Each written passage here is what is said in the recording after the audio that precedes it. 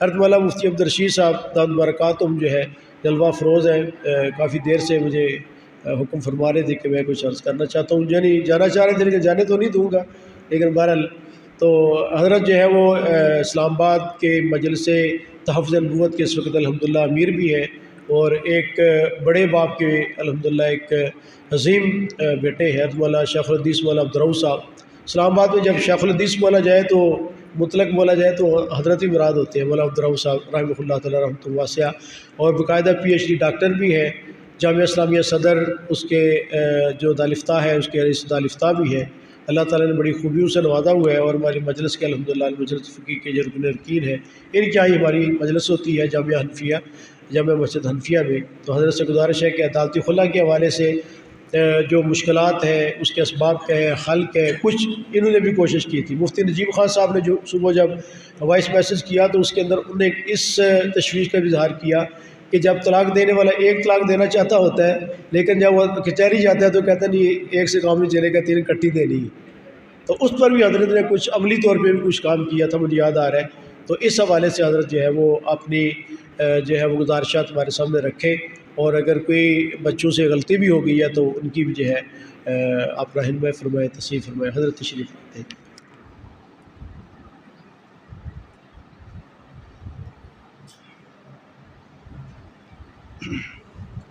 بسم اللہ الرحمن الرحیم۔ حضرات گرامی، مفتی شکیل صاحب نے تو آپ حضرات کے سامنے بہت ساری باتیں کی دی، لیکن سچی بات یہ کہ مجھے جو انہوں نے بلایا ہے شاید عمر میں سینئر ہونے کی وجہ سے، اور نہ علم میں ان حضرات کے سامنے کچھ بھی نہیں ہوں، اور انہوں نے یہ کہا کہ جو پہلے دو ساتھیوں نے جو پریزنٹیشن پیش کی ہے اس حوالے سے اگر ہم اس کی کوئی تصحیح کریں تو میں تو اپنی حد تک یہ کہوں گا کہ ماشاءاللہ اللہ تعالیٰ ان حضرات کی عمر میں، ان کی جوانی میں، ان کی علم میں، عمل میں برکت عطا فرمائے۔ انہوں نے جو اس عمر میں اس موضوع پر جو پریزنٹیشن پیش کی ہے، میں تخصص کے 30 سال ہونے کے بعد بھی آج بھی اس پوزیشن میں نہیں ہوں اپنی حد تک کہ میں وہ پیش کر سکوں۔ ماشاءاللہ بہت ہی جامع انداز میں اور بہت ہی ملخص انداز میں انہوں نے اس مسئلے کو منعقد کیا، اور خود یہاں بیٹھے بیٹھے ہمارے اپنی بہت سارے اشکالات جو ہے وہ دور ہو گئے۔ جہاں تک میرے موضوع کا تعلق ہے تو وہ خلا کا موضوع ہے، موجودہ مروجہ عدالتوں میں جو خلا ہوتا ہے۔ اس حوالے سے جو مفتی شکیل صاحب نے مجھے فون کیا 3-4 دن بلکہ 5 دن پہلے، جو پچھلے ہفتے میں، تو میرے اپنی تیاری کے لحاظ سے میرے لیے وہ وقت بہت کم تھا، اور کچھ گزشتہ 3-4-5 دن سے ایسی مصروفیت بھی رہی کہ میں خود دارالفتہ بھی نہیں جا سکا 5 دن سے۔ تو اس لیے کل ہی مجھے موقع ملا، اور کل کا دن میں نے جو ہو سکا، اس لیے اب جو پریزنٹیشن ہوگی صرف یہ اتنا بھی موقع نہیں ملا کہ یہ جو رف میں نے لکھا ہے اس کو میں کمپوز کر سکوں۔ تو جو کچھ کل کی تیاری ہو سکی وہ میں آپ حضرات کے سامنے پیش کر سکتا ہوں۔ علم تو ایسی چیز ہے کہ اس کا تعلق اللہ تعالیٰ کے دین سے ہے۔ بے شک تو میں نے ڈگری بہت کی ہیں، لیکن علم کا تعلق ڈگریوں سے نہیں ہے، اور جو میرا موضوع ہے اس وقت وہ چونکہ قانون سے بھی متعلق ہے، اور ہم نے LLB تو کی ہے اسلامی یونیورسٹی سے، لیکن ایک تو وہ 2000 میں فارغ ہو گیا تھا LLB سے۔ دوسری بات یہ کہ قانون ایسی چیز ہے کہ اس کے بارے میں کہتے ہیں کہ قانون کتابوں میں اور ہے اور عدالتوں میں اور ہے۔ تو جب آدمی عدالتوں میں جاتا ہے تو قانون کی نوعیت پھر اور ہوتی ہے، تو چونکہ عدالتوں سے وہ نہیں ہے ہمارا پریکٹیسنگ لائر جیسے کہتے ہیں، وہ ہم نہیں ہیں، تو اس لیے ہمارے قانون پر بھی وہ دسترس نہیں ہے۔ بہرحال جو کچھ اس میں قانون میں پڑا ہے، یا جو کچھ ہمارے جو دارالفتہ میں جو فتوے کے دوران جو اس عرصے میں جو خلا سے متعلق جو سوالات آتے ہیں اور اس سے جو چیزیں سامنے آئی ہیں وہ اس حوالے سے میں وہ آپ کے سامنے کچھ جس حد تک ہو سکا پیش کروں گا۔ پہلی بات تو خلا میں جب ہم خلا کی بات کرتے ہیں یا مروجہ خلا کی بات کرتے ہیں تو بہت سارے مباحث اس کے سے متعلق ہو جاتے ہیں۔ پہلی بات یہ کہ خلا کی شرعی حیثیت اور اس کی حقیقت کیا ہے، تو وہ تو آپ حضرات جانتے ہیں، فقہا نے جو تعریف کی ہے ازالۃ ملک النکاح ببدل بلفظ الخلا، کہ لفظ خلا استعمال کر کے معاوضہ کے بدلے بیوی کو آزاد کرنا، اپنی نکاح سے باہر کرنا، یہ خلا کہ اس میں جو ہے ایک تو لفظ خلا استعمال ہوتا ہے اور دوسرا جو ہے وہ شوہر وہ معاوضہ لیتا ہے۔ اچھا، اس میں جمہوری فقہا کے نزدیک خلا میں باہمی رضامندی ضروری ہے، اس پر سب کا اتفاق جمہور کا کہ یہ باہمی رضامندی سے ہو سکتا ہے اور عدالت میں جانے کی ضرورت نہیں ہے، لیکن بعض حضرات کے نزدیک عدالت کے ذریعے سے ہونا ضروری ہے، باہمی رضامندی سے خود نہیں کر سکتے۔ لیکن بہرحال اتنی بات ہے کہ باہمی رضامندی ضروری تو ہے، اب اس کے لیے عدالت جانا بھی ضروری ہے، یعنی اس میں جمہوری فقہا کے نزدیک ضروری نہیں ہے اور بعض حضرات کے نزدیک ضروری ہے۔ اگلی بات اس میں آتی ہے کہ طلاق جو ہے وہ خلا جو طلاق یا فسخ ہے، تو اس میں بھی دو قول ہیں، ایک قول یہ کہ طلاق ہے اور دوسرا یہ کہ فسخ ہے۔ تو اب اس کا ثمر اختلاف کیا ہوگا، نتیجہ اس کا کیا ہوگا کہ اگر یہ فسخ ہے تو اس میں جو ہے قضاء قاضی ضروری ہے، جبکہ طلاق اگر ہے تو پھر قضاء قاضی ضروری نہیں ہے۔ اسی طریقے سے اگر یہ فسخ ہے تو اس سے جو ہے عدد طلاق کم نہیں ہوگا، اور طلاق ہے تو پھر عدد طلاق کم ہوگا، اور اسی طریقے سے فسخ ہے تو قبل الدخول ہو تو مہر کچھ واجب نہیں ہوگا، جبکہ طلاق قبل الدخول ہو جائے تو اس میں پھر آدھا مہر واجب ہوتا ہے۔ تو یہ اس کے نتائج ہوں گے۔ اچھا، اور اسی طریقے سے فسخ کی صورت میں جس طرح کہ کہا کہ عدد کم نہیں ہوگا تو وہ شور اثر 9 پھر 3 طلاق کا مالک ہوگا، اور طلاق کی صورت میں آئندہ جو کچھ بچے گا اسی کا مالک ہوگا۔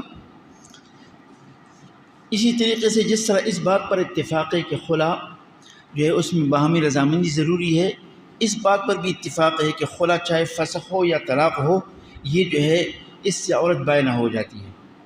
یہ الگ بات ہے کہ فسخ ہے یا طلاق ہے، لیکن اس پر اتفاق ہے کہ اس سے عورت بائنہ ہو جاتی ہے۔ البتہ ایک قول سعید بن مسیب رحمۃ اللہ علیہ کا، وہ فرماتے ہیں کہ اگر وہ عدت کے اندر شوہر بدل خلا واپس کر لے تو وہ پھر رجوع کر سکتا ہے، لیکن باقی حضرات کے نزدیک نہیں، وہ ہے بائنہ ہو جاتی ہے۔ اب آتے ہیں مروجہ خلا کی طرف، عدالتوں میں جو ہوتا ہے۔ جو مروجہ خلا میں ہوتا ہے اس کے لیے پہلے ہمیں سمجھنا ہے کہ قوانین کون سے ہیں۔ اس سلسلے میں تقریباً 3 قوانین ہے جن پر جو ہے موجودہ عدالتوں کے فیصلوں کا دار و مدار ہے۔ ایک قانون ہے ڈیزولوشن آف میرج ایکٹ 1939۔ یہ 1939 اب یہ بھی ایک لطیفہ ہے کہ ہمارا ملک تو بنا ہے 1947 میں، لیکن یہ قانون 1939 کا ہے، بلکہ اس سے پہلے لا آف کنٹریکٹ ایکٹ جو ہے وہ 1872 کا ہے، اور بھی سارے جو اکثر قوانین ہیں، لا پارٹنرشپ ہے، لا آف کنٹریکٹ ہے، سول پروسیجر کوڈ ہے، کرمنل پروسیجر کوڈ ہے، ضابطۂ دیوانی فوجداری، جتنے بھی قوانین ہیں یہ قیام پاکستان سے پہلے، کچھ 1 صدی پہلے کے ہیں، کچھ 2، کچھ 1.5 صدی پہلے کے ہیں۔ تو بہرحال اس وقت جو ہے یہ قانون جس پر موجودہ عدالتوں کے فیصلوں کا دار و مدار ہے، ڈیزولوشن آف میرج ایکٹ 1939 ہے۔ اس کے کل 6 دفعات ہیں، اور اس کے دفعہ نمبر 2 کے تحت جو ہے وہ فسخ نکاح کی بنیادیں فراہم کی گئی ہیں کہ کن کن بنیادوں پر عورت جو ہے وہ اپنا نکاح فسخ کرا سکتی ہے۔ اس میں خلا کا لفظ نہیں ہے، یہ اگلے قانون میں آئے گا، میں آگے بتاؤں گا۔ اس میں جو ہے فسخ نکاح کی بنیادیں جو ہے وہ ایک یہ کہ شوہر 4 سال تک غائب رہے، دوسرا یہ کہ 2 سال تک وہ نفقہ ادا نہ کرے. اسی طریقے سے دوسری شادی کرے. یہ دراصل پھر اس میں قانون کی گئی ہے 1961 مسلم فیملی لا کے تحت جو آگے اس کا تعارف آ رہا ہے. اسی طریقے سے 7 سال یا زیادہ اس کو قید ہو جائے، شوہر جو ہے وہ قید ہو جائے، اور یہ اس کی قید کی سزا جو ہائی کورٹ سے کنفرم ہو جائے تو وہ پھر فسخ نکاح کا دعویٰ کر سکتی ہے. اسی طریقے سے بغیر کسی وجہ کے حق زوجیت ادا نہ کرے. اور اسی طرح جو ہے شوہر کسی بیماری 2 سال تک بیماری میں مبتلا رہے، کسی موذی بیماری میں شوہر 2 سال تک مبتلا رہے تو عورت جو ہے فسخ کا دعویٰ کر سکتی ہے. اسی طرح 16 سال سے پہلے اگر اس کی شادی کر دی گئی تو 18 سال سے پہلے وہ اس کو ختم کر سکتی ہے. یہ وہ قانون اصل قانون ہے کہ 16 سال ہے قانون، جبکہ گزشتہ دن جو لاہور ہائی کورٹ نے فیصلہ کیا اس میں 18 سال سے پہلے اس کو باطل قرار دیا. حالانکہ باطل نہیں ہے بلکہ 16 سال سے پہلے اگر کی گئی تب وہ اس کو حق ہے کہ وہ اس کو فسخ کرے، لیکن باطل پھر بھی نہیں ہے. اگر لڑکی جو ہے اس کو برقرار رکھنا چاہتی ہے تو باطل نہیں ہے. اسی طریقے سے مرد عورت پر الزام لگائے زنا کا اور عورت انکار نہ کرے. جو ہے مرد جو ہے عورت پر الزام لگائے زنا کا تو اس میں وہ فسخ نکاح کا وہ کر سکتی ہے، دعویٰ کر سکتی ہے. اسی طریقے سے ظلم کر رہا ہو، عادی ظالم ہو، اگرچہ کوئی جسمانی تکلیف نہ پہنچاتا ہو لیکن ایسی ذہنی اذیت پہنچاتا ہو جس کو یہاں ظلم سے بھی تعبیر کیا گیا ہے. اسی طریقے سے کوئی بھی ایسی وجہ جو مسلم قانون کے تحت فسخ نکاح کی بنیاد بن سکے. تو یہ ہے وہ قانون جو اس میں دفعہ 2 کے تحت یہ بنیادیں فراہم کی گئی کہ ان بنیادوں پر عورت کے فسخ نکاح کا دعویٰ کر سکتی ہے. دوسرا قانون ہے مسلم فیملی لا آرڈیننس. یہ جو ہے 1961 کا ہے. اس کے کل دفعات ہیں اور اس میں جو ایک خطرناک دفعہ نمبر 3 ہے وہ اس کے تحت یہ کہتے ہیں کہ یہ قانون تمام قوانین پر حاوی ہوگا. اور اسی طریقے سے یہ جو قانون ہے صرف طلاق سے متعلق ہے. اس میں جو ہے طلاق کا طریقہ کار بتایا گیا اور وہی مشہور جو کہ 3 طلاق کے بعد بھی 90 دن کے اندر رجوع کر سکتا ہے. تو یہ اس میں فسخ نکاح کی بات نہیں، یہ صرف طلاق کی بات ہے کہ وہ عورت شوہر اگر طلاق دے رہا ہو تو اس کو کیا طریقہ ہے اور پھر اس کا پھر کیا نتیجہ ہوگا. اچھا، اسی طریقے سے جو چوتھا قانون ہے فیملی کورٹس ایکٹس 1964 کا ہے. اس کے کل 26 دفعات ہیں اور اس کی دفعہ نمبر 5 کے تحت خلا کا حق اس کو دیا گیا ہے عورت کو. اب اس میں خلا کا لفظ آ گیا ہے. اچھا، اس میں دفعہ 9 کے تحت یہ ہے کہ دونوں پیش ہوں گے اور پھر اس کے بعد اگر شوہر پیش نہیں ہوا تو وہ یک طرفہ فیصلہ عدالت کا اختیار ہے. اب اس میں یہ ہے کہ خلا کا مطلب یہ ہے کہ صرف عورت اتنے کہہ دے کہ میں خلا چاہتی ہوں بس.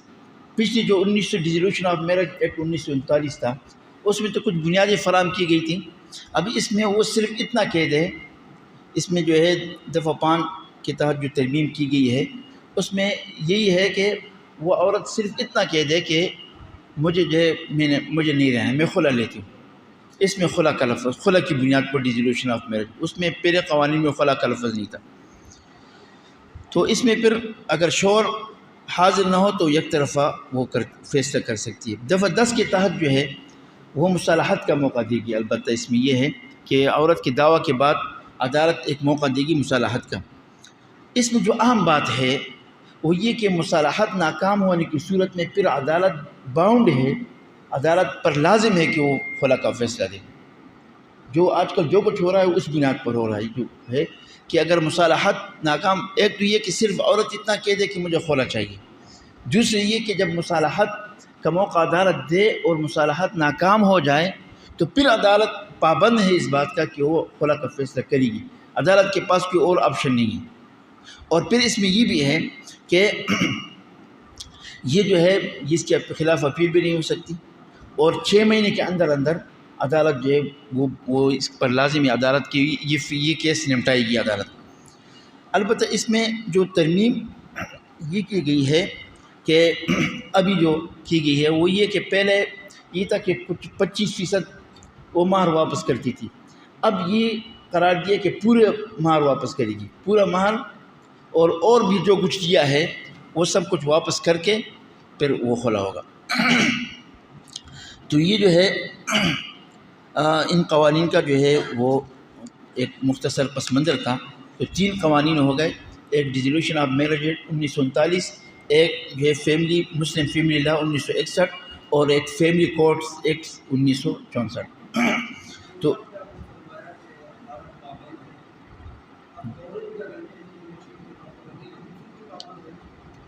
کھلا نہیں لی تھی وہی نا، وہ تو کیے جائے نا مصالحت۔ ہاں ہاں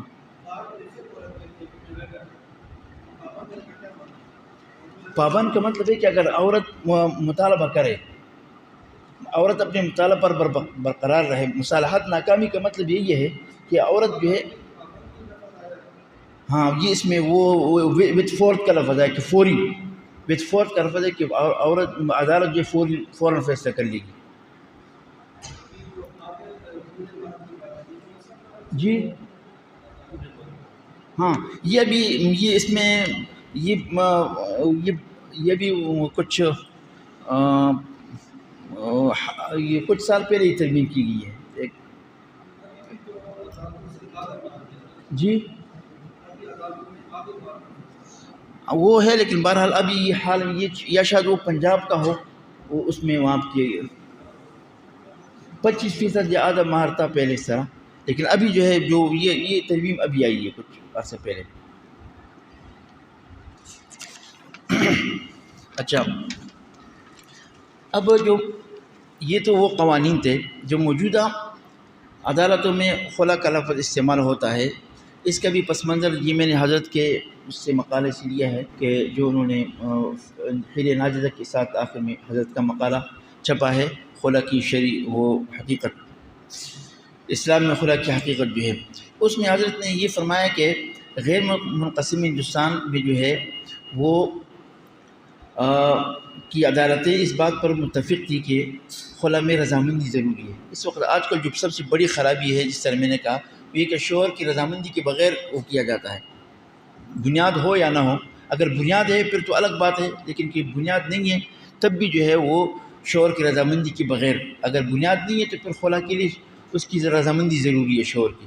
تو اس میں حضرت نے یہ فرمایا کہ غیر منقسم ہندوستان میں خلا میں تمام عدالتیں اس بات پر متفق تھی کہ خلا میں شوہر کی رضامندی ضروری ہے، اور اس کے لیے انہوں نے جو ہے وہ 2 مثالیں بھی دی، عمر بی بی بنام محمد دین، سعیدہ خانم بنام محمد مسیح۔ اس کے بعد جو ہے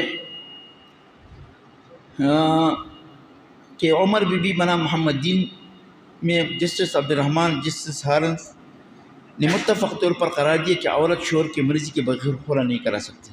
اسی طرح سعیدہ خانم بنام محمد مسیح نے جسٹس A.R. کارلینس، جسٹس محمد جان، جسٹس قدسی زمان نے بھی یہ فیصلہ کیا تھا کہ شوہر کی رضامندی کے بغیر خلا نہیں ہو سکتا، اور محض اختلاف مزاج اور ناپسندیدگی اور نفرت کی بنیاد پر عدالت نکاح کو فسخ نہیں کر سکتی۔ اچھا، قیام پاکستان کے بعد جو ہے 1959 میں پہلی مرتبہ بلقیس فاطمہ بنام نجم الاکرام میں لاہور ہائی کورٹ کے justice Shabbir Ahmed, justice B.Z. Kaikaus اور جسٹس مسعود نے یہ فیصلہ دیا کہ اگر عدالت اس نتیجے پر پہنچ جائے کہ زوجین حدود اللہ کو قائم نہیں رکھ سکتی تو عدالت شوہر کی رضامندی کے بغیر خلا کر سکتی ہے۔ یہ قیام پاکستان کے بعد 1959 میں لاہور ہائی کورٹ نے یہ پہلا فیصلہ دیا۔ پھر اسی کی پیروی میں 1967 میں خورشیدہ بیگم بنام محمد امین میں سپریم کورٹ کے جج صاحبان justice A. Rahman, justice Fazal Akbar, justice Hamid Rahman, justice محمد یعقوب علی اور جسٹس S.A. محمود نے بھی اسی نقطۂ نظر کو اختیار کیا۔ تو یہ قیام پاکستان کے بعد یہ 2 فیصلے جو ہوئے، اب وہ چونکہ آپ کو پتہ ہے کہ قانون کا ایک ماخذ پریسیڈنٹ ہیں، نظائر ہیں. جب ایک عدالت کوئی فیصلہ کر لیتی ہے تو باقی عدالتیں بھی پھر اس کی پیروی کرتے ہوئے وہ مثال دیتی ہیں، وہ بھی وہ فیصلہ کر لیتی ہیں. تو بہرحال اس کے بعد سے یہ سلسلہ چل پڑا کہ عدالتیں شور کی رضامندی کے بغیر بھی فیصلہ دیتی ہیں. جو اگلا موضوع ہے اس کا ذیلی، وہ یہ کہ خلا کیس میں ذکر کردہ بنیادیں. عموماً ماشاء اللہ سارے دارالفتہ سے متعلق حضرات بیٹھے ہیں، اور جو آتی ہیں جو استفتاء آتے ہیں، سوالات آتے ہیں، ان میں نان نفقہ کی عدم ادائیگی، 3 کپڑوں میں گھر سے نکال دیا، مار پیٹ کی، شوہر شرابی ہے، غیر عورتوں سے تعلق ہے، دوسری شادی کی ہے، محض. اچھا یہ تو ہے. ایک اور بات جو نوٹ کی گئی وہ یہ کہ بعض مرتبہ شوہر رنین ہوتا ہے تو اس کا ذکر کرنا چاہیے تھا، اور اس بنیاد پر جس طرح کے شرائط کے تحت عورت کو نکاح فسخ کرنے کا حق ہے. لیکن ایسے کیس خود ہمارے سامنے آئے ہیں کہ شوہر تو ہے رنین، لیکن انہوں نے یہ دعویٰ نہیں کیا ہے، اور انہوں نے وہی جو مشہور بات ہے کہ 3 کپڑوں میں گھر سے نکال دیا اور مار پیٹ کر کے نان نفقہ نے، وہ شرم کی وجہ سے جو ہے وہ نہیں کیا. تو اس میں ظاہر ہے کہ وہ فیصلہ پھر ٹھیک نہیں ہوگا، کیونکہ دعویٰ میں ضروری ہے کہ جس بنیاد پر عورت جو ہے خلا فسخ نکاح چاہتی ہے وہ اس دعویٰ کو اور اس بنیاد کو وضاحت کے ساتھ ذکر کرنا ضروری ہے، تاکہ عدالت کے لیے آگے جو ہے چلنا آسان ہو. اسی طریقے سے یہ الفاظ ہوتے ہیں خلا کے دعویٰ میں کہ مجھے سخت نفرت ہو گئی ہے، میں اندر حدود اللہ رہ کر اس کے ساتھ زندگی نہیں گزار سکتی، میں اس کے ساتھ رہنے کے بجائے مرنے کو ترجیح دوں گی. ٹھیک ہے نا. یہ وہ رٹے الفاظ ہیں جو ان کے پاس لکھے ہوتے ہیں. اور ایسا بھی ہوا ہے کہ جو ہم بعض مرتبہ کہ وہ خاتون آتی ہے، اس کو ہم پوچھتے ہیں کہ یہ آپ نے کس بنیاد پر وہ کیا ہے، دعویٰ کیا ہے، تو اس نے کہا کہ اس میں کیا لکھے. وہ کہتی کہ مجھے تو پتہ نہیں، مجھے تو وکیل نے کہا کہ آپ دستخط کر دیں بس. اس سے دستخط دے کر کے باقی ان کے پاس پرنٹڈ یہ الفاظ سارے پڑے ہوتے ہیں، اور جو کچھ ان کے ذہن میں آتے ہیں وہ اس میں ڈال لیتے ہیں اور آگے کیس جج کے سامنے پیش کر دیتے ہیں. اب اگلا جو اس کے میں ہے وہ غلط فہمیاں اور خرابیاں، کہ موجودہ خلا کے جو حوالے سے جو غلط فہمیاں ہیں اور اس میں جو خرابیاں ہیں. وہ ایک غلط فہمی یہ ہے کہ عام طور پر لوگ یہ سمجھتے ہیں کہ طلاق شوہر کا حق ہے اور خلا عورت کا حق ہے. ٹھیک ہے. اچھا بس مہر جو ہے عورت واپس کر دے تو عدالت اور مصالحت ناکام ہو جائے تو بس یہ عورت کا حق بن گیا. یہ ایک غلط فہمی ہے اس موجودہ خلا کے حوالے سے. اسی طریقے سے بعض مرتبہ عدالت میں خلا کے دعوی میں ان بنیادوں کا ذکر کیا جاتا ہے کہ جن بنیاد پر عورت کو فسخ نکاح کا حق ہوتا ہے، لیکن دعوی میں خلا کا ذکر ہے. ٹھیک ہے. اچھا اسی طریقے سے یہ جو غلط فہمی پیدا ہو گئی یہ ان قوانین کی وجہ سے ہو گئی ہے. یہ قوانین ایسے بنائے گئے تو اب لوگوں کے ذہن میں، ہم کتنی بھی کہیں، لوگوں کے ذہن میں یہ بات رچی بسی ہے کہ بس جی خلا عورت کا حق ہے، وہ جب چاہے وہ لے سکتی ہے. تو یہ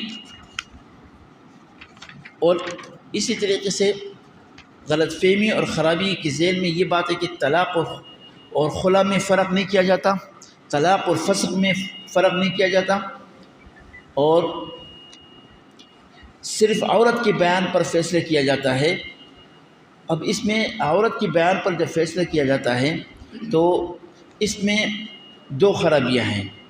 ایک یہ کہ عورت مدعی ہے اور اس کے بیان کو بطور گواہ کے لیا جاتا ہے. PW1 میں لکھ دیا جاتا ہے خود عورت پیش ہوئی. PW plaintiff for witness for WP1 witness for plaintiff, مدعی کا گواہ نمبر 1. گواہ نمبر 1 میں خود عورت کو لکھ دیا جاتا ہے. ٹھیک ہے نا. تو ایک تو یہ خرابی اس میں یہ ہے کہ عورت کو خود گواہ بنا دیا جاتا ہے، حالانکہ وہ مدعی ہے. مدعی خود گواہ نہیں ہو سکتا. اور اسی طریقے سے پھر وہ عورت ہے تو عورت کی تو ویسی بھی گواہی جو ہے عام حالات میں وہ نہیں، مخصوص حالات کے سوا. تو ایک تو عورت کو خود اپنا گواہ بنا دیا جاتا ہے اور پھر عورت ہے، تو یہ اس میں یہ خرابی ہے اس موجودہ عدالتوں میں جو خلا ہوتا ہے۔ یہ مجھے جو ہے ایک وہ ملا، یہ ہمارے اس میں فائل میں تھا، یہ کسی اکیڈمی کا، شاید فقہ اکیڈمی کا ہے یا کسی کا یہ فیصلہ ہے۔